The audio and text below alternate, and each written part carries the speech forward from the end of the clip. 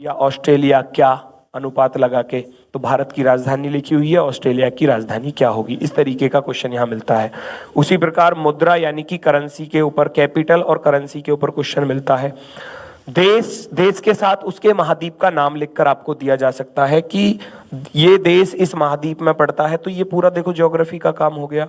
मुद्रा की बात करूं, राजधानी की बात करूं, ये सब ज्योग्राफी में आप इन चीजों को पढ़ोगे।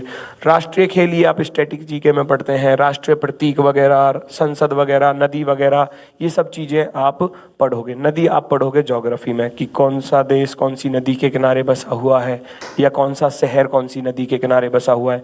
भारत के बहुत फेमस शहर हैं जो नदियों के किनारे बसे हुए हैं, तो उनको लिख कर दे दिया जाता है कि जैसे दिल्ली यमुना के किनारे बसा हुआ है, तो भैया पटना किस नदी के किनारे बसा हुआ होगा। इस तरीके का क्वेश्चन हमको देखने को मिलता है एग्जाम में।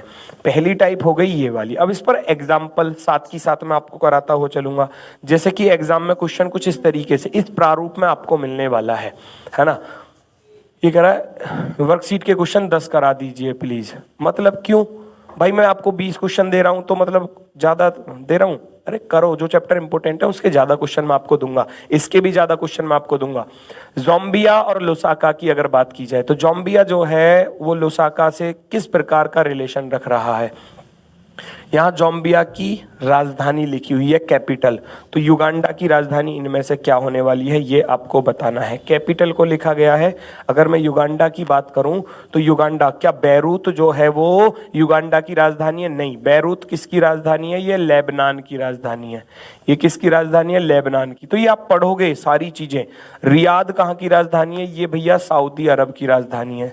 सऊदी अरब, तो ये भी गलत हो जाएगा, सऊदी अरब की राजधानी है, ये भी गलत हो जाएगा। दूसरा ऑप्शन भी। हनोई की बात की जाए तो हनोई कहाँ की राजधानी है? फटाफट से बताएंगे सभी लोग। हनोई है आपकी वियतनाम की राजधानी, वियतनाम। अब बचा कौन सा ऑप्शन? कंपाला। तो युगांडा की राजधानी क्या बनी? युगांडा की राजधानी बनी कंपाला।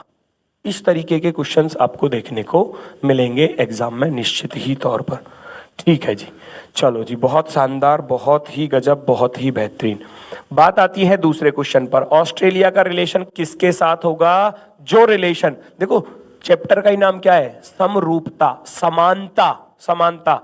यहां जो समानता है इन दोनों के बीच में, वही समानता यहां भी होनी चाहिए इन दोनों के बीच में। इसी को समरूपता बोला जाता है, सिमिलरिटीज बोला जाता है, या एनालॉजी, सादृश्यता हम इसको बोल देते हैं।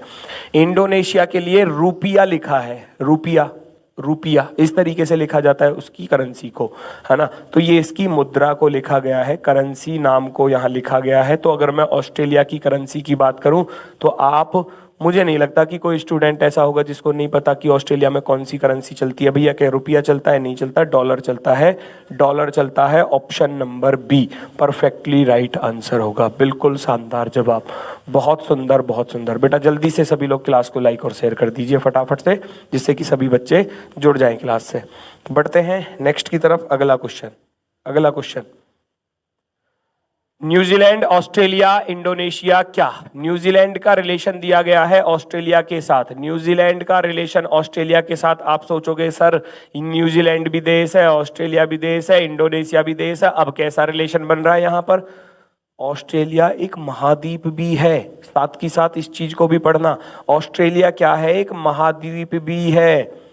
महाद्वीप के अंदर भी आता है भैया, महाद्वीप ये एशिया महाद्वीप है, एशिया महाद्वीप के अंतर्गत आता है। मैंने बताया ना सारी चीजें बेटा, वही सारी चीजें पढ़ाऊंगा जो आपको एग्जाम में